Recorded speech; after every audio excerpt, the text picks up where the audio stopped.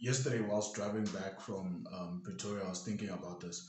I was thinking about why I actually don't talk about data and analytics that often. Like more often than not, all I really talk about is like human behavior and this and that.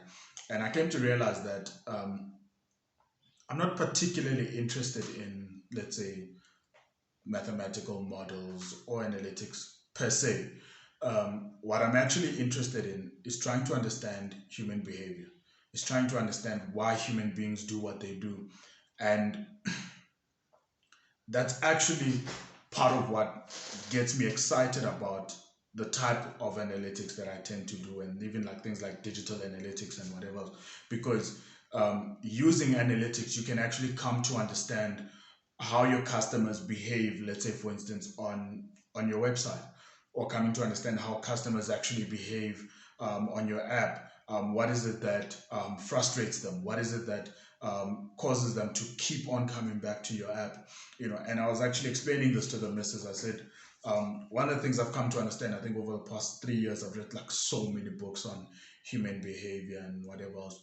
And I was telling her this. I'm like, a human being is a complex system. So you're not just one thing. Like you're a complex system of things. And human beings in a group are, are a complex system as well.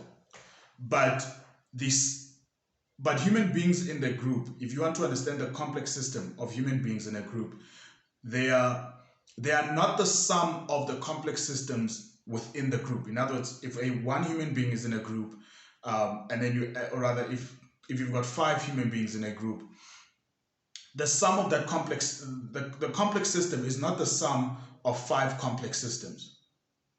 Because one of the things that you then need to take into account is that these complex systems are actually interacting with each other and they are influencing each other. So it's like, yes, you've got the sum of those five complex systems, but you also have the influence those complex systems have on each other. And all of that needs to be taken into account. And but what also tends to happen, and I only realized this morning, is what also happens is these complex systems, as they interact, they they will cancel out certain characteristics. They will cancel out certain behaviors. And you saw this a lot with when people started working from home and people started posting, whether it was on LinkedIn, Instagram, Twitter, and they were talking about how they looked at their wife or they looked at their husband and they saw someone else they didn't recognize because they understood this complex system as this individual that they see at home or that comes home, but they had never seen this complex system inside or as a component of another complex system. And all of a sudden, they become someone totally different. They become who they think they need to become in order to survive in this complex system, and that's very interesting. And so, when I was thinking about this idea, and this is where really analytics really resonates for me, is like when you then look at a complex system of complex systems, you come to understand that's what culture is. It's a complex system of complex systems. And so, and I was talking to a colleague about this, I think it was about 2 weeks ago, and I said to her, whenever people talk about, I left the job that I was with because it had a toxic culture or a toxic culture developed within it, especially those that say it developed a toxic culture that I felt I had to leave. My question to this, and whenever I think about it, is like we tend to think that toxic cultures develop outside of our own input, as though they happened to us. We had no part to play in the development of this toxic culture, and that can't possibly be true when you look at the idea that human beings, or rather human beings in a group, are a complex system in and of themselves. In other words, you're also an active member in whatever is developing in there. Whether it might be a minimal member, but you're also a part of that, which means you can also influence the type of culture that tends to fester and tends to develop within those environments. It doesn't mean that you can particularly change it, but you can actually influence it because you're an active member of that. And we often do not take that into account. Like, I don't think we really take that into account. The idea that I am a complex system, and when I join a company or the team that I'm a part of is also a complex system. But it is also a proponent of some of the things that I am. In other words, I actually influence what this team is becoming. And therefore, if I do not like what the team is becoming, before the decision is I need to just leave this company, I would say the question I would ask myself is, what part of this toxicity is partly my making? Because you'll go and join another company or another team only for that to now start to develop, because you were part of the problem, but you weren't really ready to actually face the fact that you're part of that problem.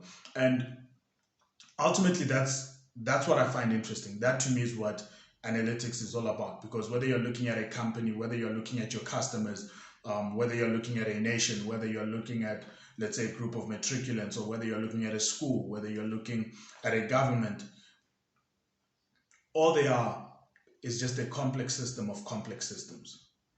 And I love this idea by Adam Grant, where he's like, when you join a company, um, look at the people who are being promoted and being rewarded, because that tells you the types of behaviors and characters that get rewarded within that culture.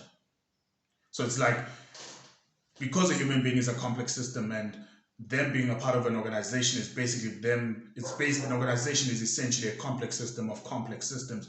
It's like, you don't actually need to invest too much time trying to understand the entire complex system. All you need to understand is what is it that gets rewarded in this complex system, and that should give you some form of understanding of the types of behavior and the culture that gets rewarded within this complex system. And because ultimately what you do in a job is that you're trying to succeed, you're trying to not get fired. And so when you understand what gets rewarded and what gets promoted, you then come to understand the complex system. You come to understand, oh, actually, these are the characteristics, these are the things that's required, this is the type of person I'll actually need to become in order for me to actually succeed in this complex system. And that's all it's all about. It's like, I think, and this is where people get frustrated. It's like, I've been in this job for 3 years, I haven't been promoted, I've been struggling to get a job, I graduated from this, I can't get a foot in, it's all about who you know and whatever. So like, maybe, but that's not entirely true. I think part of the problem is in the fact that you don't understand the complex system. You don't understand how the industry works. And so you think you just need to be yourself, and that's what will get you promoted. That's what, no.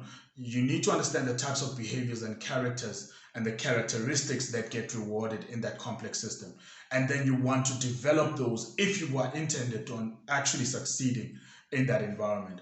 And I think we don't actually teach people that enough. It's like, you want to understand the company, understand what it values. Because you could find that you say, I work hard, I work 20 hours a day or 14 hours a day and whatever else, but I'm not getting promoted. You're like, yes, you're working hard, but you're working hard on all the wrong things. You're working hard on things that the company doesn't value. And so it's not going to reward that. It's like the complex system doesn't see how it benefits on the things that you are actually working hard on. So you want to understand that. You want to understand what the complex system rewards. You want to understand what it incentivizes. You want to understand what it promotes. And once you understand that, you get a better understanding of the complex system or the company's culture. And once you understand that, then you come to understand how then do you succeed in that environment. Because you've now looked at people that have actually succeeded. You've got data points of people that get promoted. You've got data points of people that get rewarded. And so you now have a clear understanding, or I guess a vague understanding, of what then you would need to do in order for you to succeed in this complex system.